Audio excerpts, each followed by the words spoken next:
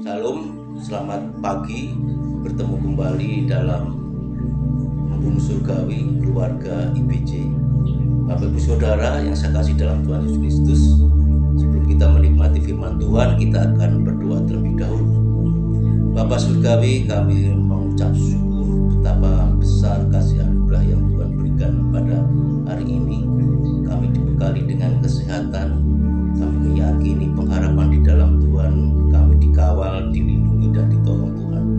Oleh karena itu Tuhan Yesus Kristus, apa yang menjadi kegiatan aktivitas hari ini, perkenanan-Mu menyertai kami, sehingga nama-Mu kami permuliakan dalam kegiatan aktivitas hari ini. Mohon urapan Yesus Kristus menyertai kegiatan hari ini, dan firman yang kami nikmati menjadi kekuatan yang baru. Di dalam nama-Mu Tuhan Yesus Kristus kami mengucap syukur. Haleluya. Amin. Salam Bapak Ibu Saudara. Pagi hari ini kita sungguh bersyukur karena secara khusus kita dipilih. Jadi pagi hari ini saya memberi judul renungannya adalah terpilih melayani panggilan kerajaan Allah. Kasih anugerah yang dari Tuhan buat semua ciptaannya itu diberikan. Tetapi buat pelayanan dan panggilan pengabdian untuk kerajaan Allah, kasih anugerah itu dikhususkan. Oleh karena itu dalam tekanan yang ditulis oleh Lukas dalam Lukas 9 ayat 23 mengatakan, katanya kepada mereka semua, kepada orang-orang yang mengikuti Dia, khususnya diajarkan kepada murid-muridnya, setiap orang yang mau mengikut aku, ia harus menyangkal dirinya, memikul salibnya setiap hari dan mengikut aku. Panggilan utama kita memang mengikuti jalan Tuhan, mengikuti apa yang teladan Yesus Kristus sudah berbuat. Ini menjadi panggilan yang tertinggi dalam keimanan kita dalam mengikuti Yesus Kristus. Namun realitanya sering kita dikacaukan dengan mimpi-mimpi, ambisi, keinginan, hasrat diri sendiri, mengandalkan kemampuan sendiri. Kita belajar ketika Allah secara khusus memilih Abraham dalam perjanjian lama, Kejadian 12 ayat 1-9. Abraham diberikan janji nanti sebagai bapa bagi bangsa-bangsa, bapa orang percaya. Penantiannya yang dijanjikan oleh Tuhan dianggap akan berlalu, tapi dia lupa bahwa Allah itu kekal, Allah itu kasih, sehingga di dalam hal yang tidak mungkin Abraham menjadi Abraham, dan Sarah diberkati memiliki anak yang sesuai dengan caranya Tuhan.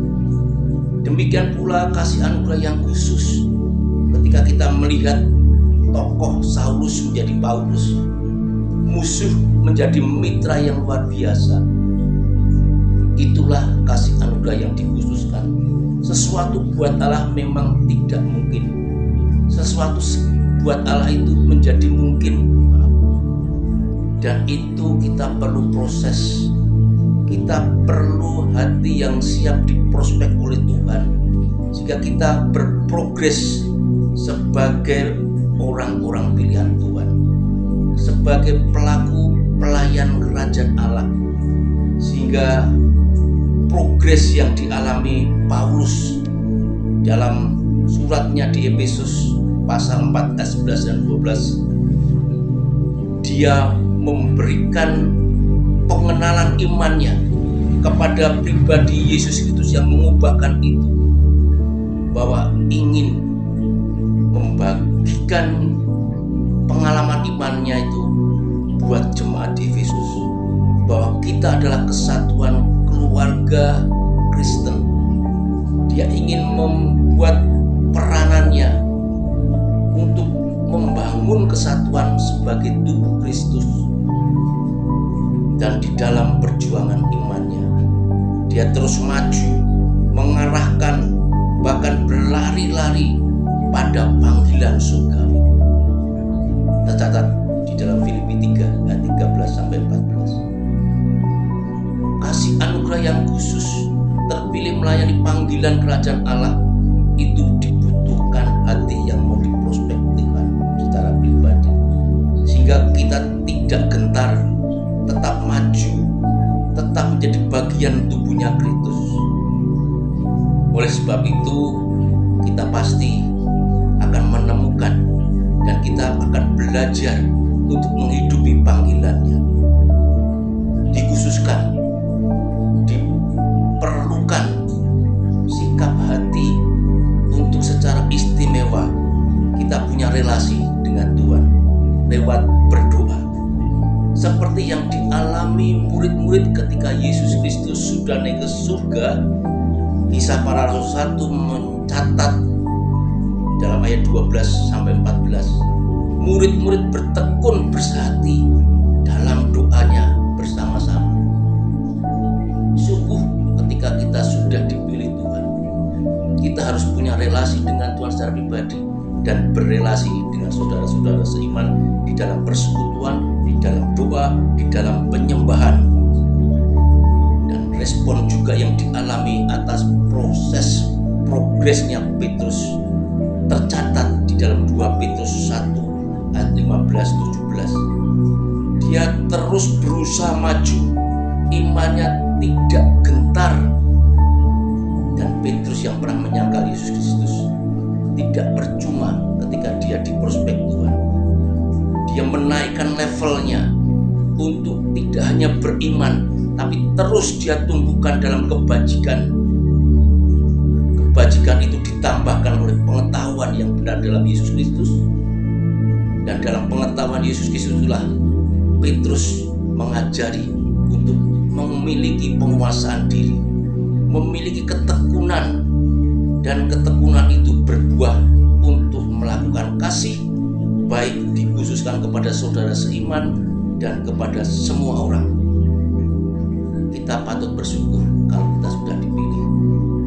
Oleh karena itu, kita pastinya tidak diperkenankan untuk gelisah, untuk tawar hati dalam menghidupi panggilan kepada Tuhan.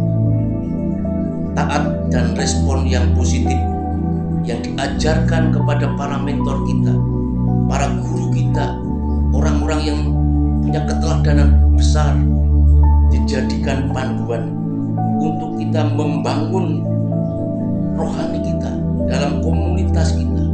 Support itu yang kita harus hidupi atas persekutuan di dalam doa, atas persekutuan di dalam orang-orang yang kudus. Jadi diri sendiri, jadikan itu menjadi keunggulan. Ketika dalam komunitas kita memiliki potensi yang unik, sehingga Tuhan berkenan memunculkan potensi karunia talenta itu yang kita persembahkan sebagai bentuk panggilan yang istimewa. Oleh karena itu diperlukan sebuah komitmen Bapak Ibu Saudara. Komitmen yang terus mengandalkan relasi dengan Tuhan, bersekutu dengan saudara seiman, dan yakinlah kepercayaan iman kita, di mana kita dituntun oleh Immanuel, Allah yang berserta kita. Penyertaannya luar biasa, dan komitmen itu akan berintegritas dalam kemuliaan bagi Tuhan Yesus Kristus. Karena segala sesuatunya